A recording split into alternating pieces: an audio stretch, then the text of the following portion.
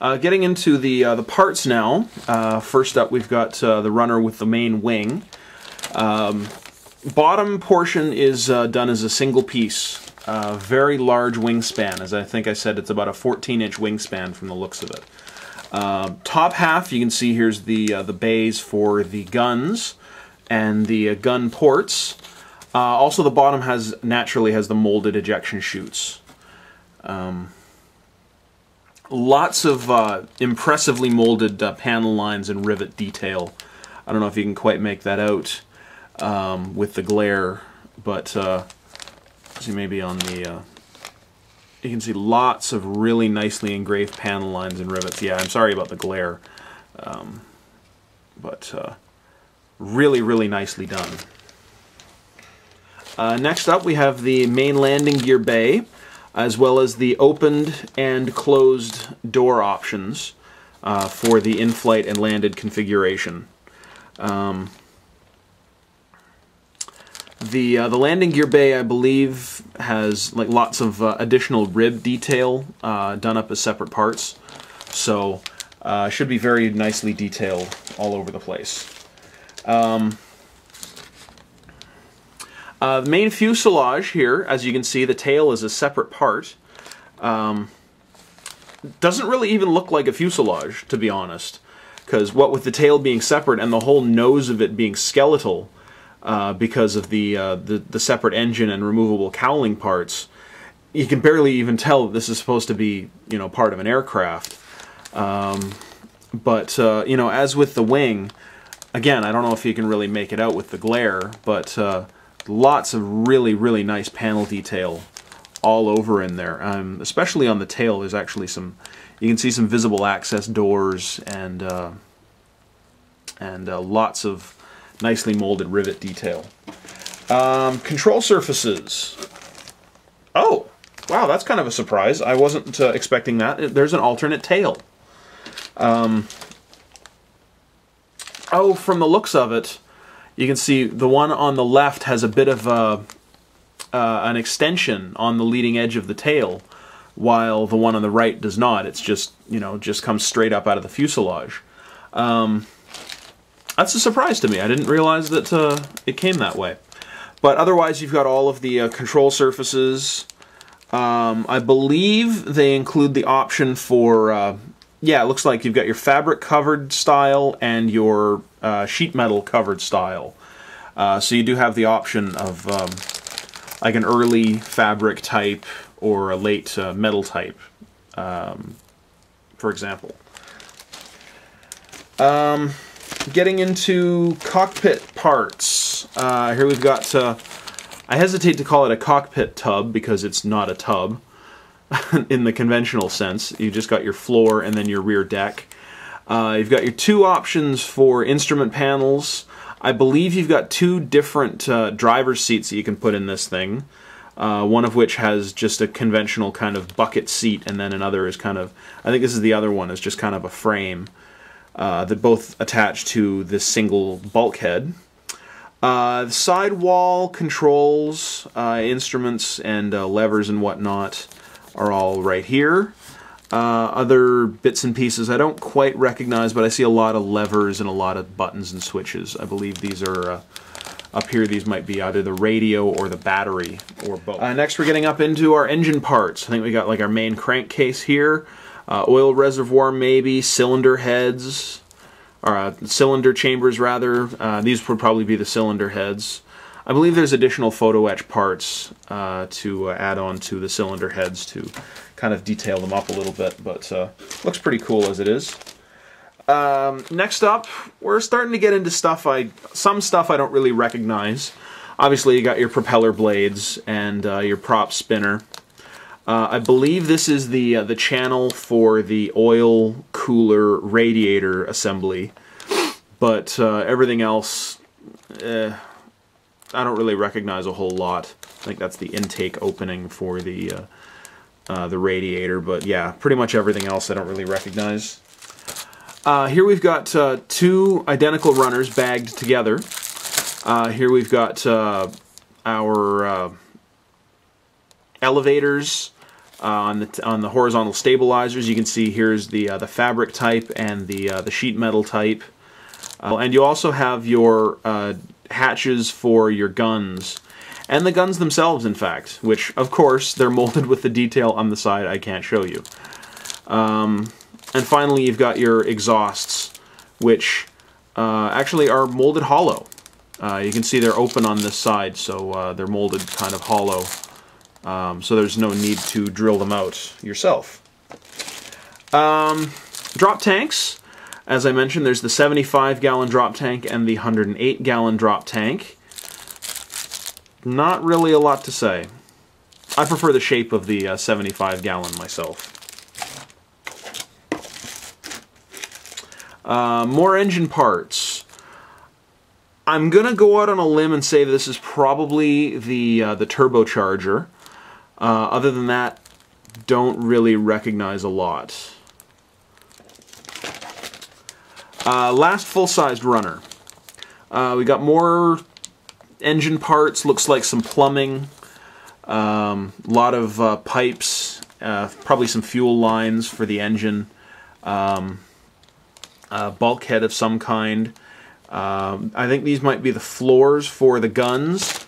You can see the shell ejection chutes on there. Not much else.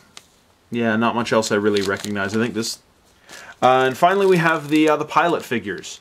We've got our seated pilot, who is made of 2 individual legs, left and right arms, your head and your torso, and this is probably an oxygen hose.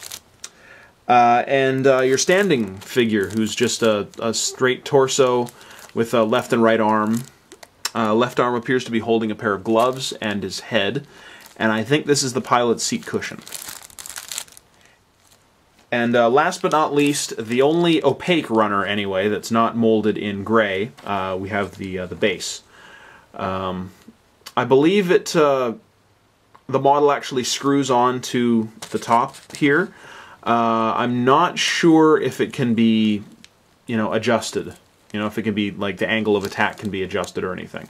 I'll have to take a closer look at the instructions, but, fairly standard looking base. One thing I found interesting is that all the cowling parts, which I believe the box refers to as ultra thin, are in this separate little box. Yeah, see here it says ultra thin engine cowlings feature magnets for easy attachment. I haven't taken a close look at these, but they are definitely ultra thin. I'm actually surprised they're able to mold styrene this thin and get it to, like, retain its shape. They're so, wow, these are like paper thin.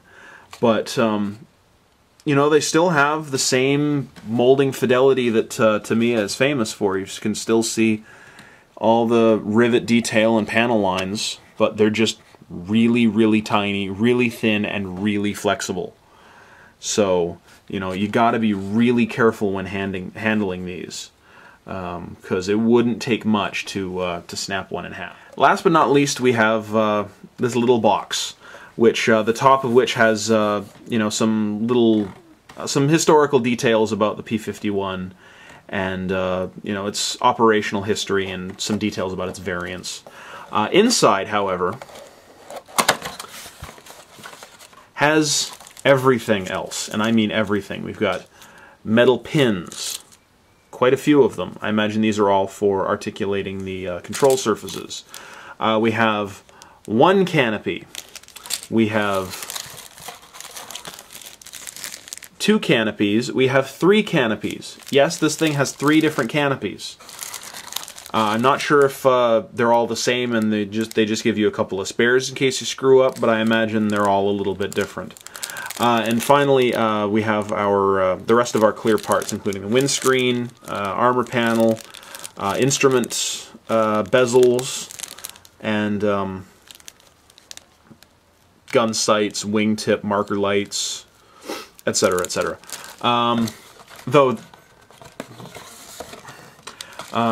Also, we've got a polycap set with a little mini screwdriver. We've got some screws and some more pins. We've got our rubber tires plus 2 more poly caps. They're actually pretty squishy rubber tires. We've got our magnets. There's a lot of magnets in here. Looks like there's probably at least about 15 or so. At first glance, I actually thought this was maybe a turned metal gun barrel. It's kind of got that shape to it. But then it occurred to me, why would there be only one gun barrel? Then I took a closer look and realized it was segmented, and kind of clued in that, oh yeah, those are probably the magnets. And finally, last, we have not one, but 2 photo etch sets. This side has all of the seat belts. It looks like the actuators, guide springs for the landing gear. I'm not actually sure if that's what they're called, just I'm speculating here. Contact points for, looks like for all the magnets. Some additional surface details. Other stuff I don't recognize. And the other side has even more stuff I don't recognize. I imagine somewhere on here is an antenna mount, which I think maybe is this. I believe these are the guides for the guns, and then these would be intake screens. Everything else, not really sure. These might be hinges for the control surfaces, but again, I can't really say for sure. Not without studying the instructions a lot more closely. So that's Tamiya's new Mustang in a nutshell. And wow, man, this thing is bananas. I mean, they have totally one-upped themselves. Now, I haven't built any of their other 32nd scale kits, so this is the first one I've had a look at. But, you know, just from having a look at it compared to any other aircraft, any other model I've ever built, this thing blows them completely out of the water. They, you know, if they set out to make the definitive P-51 Mustang model for the next 30 years, I think they succeeded. You know, after the disappointment I had with Mobius's Viper Mark 7, particularly with the cockpit, I am, you know, this is like the polar opposite. You know, this thing has more detail in the engine than Mobius Viper does in the entire kit. It probably has more parts in just the engine than the entire Viper kit. You can tell I'm kind of flummoxed here. Wow, it's stunning just how much work and engineering has gone into this. So, you know, it makes you wonder, how are they going to top themselves next? You know, what's next on their agenda? And I'm dying to know. In any event, enough gushing. As with all things, it's probably going to be a while before I get to this. I still need to get back to my ME262, which I have not abandoned. I have not abandoned Modeling 101. I really do want to finish it. I've gotten some really positive feedback from it. So that's pretty much where I'm going to be heading next. This weekend I'm going to try and sit down and kind of hash out a plan for the next few episodes. Maybe get back to building this weekend if I can find the time. Can't say for sure if it's going to happen this weekend, might be the next weekend. But the next weekend I stress, might be going to Seattle for a couple of days, so again, that would put me behind. So we're probably looking at a week or two before I get the next Modeling 101 video up, but it's gonna happen. I want to get this thing finished.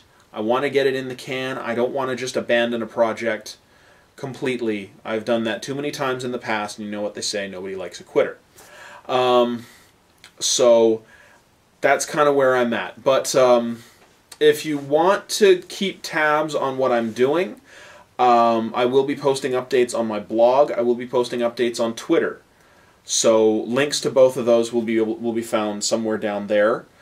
So if you want to know more, just hit me up there, or post a comment on YouTube, or whatever other way you have of getting in touch with me. If it's tackling me on the street and saying, "Why haven't you finished this?" So yeah, that's pretty much all there is left to say. I've probably rambled on about this kit for the better part of half an hour, and I'm probably pushing it already with YouTube so graciously giving me back my ability to post videos over 15 minutes. So I'd better cut this one shorter rather than let it just keep going on and on and on and on and on. So thank you everyone out there for watching, and happy modeling.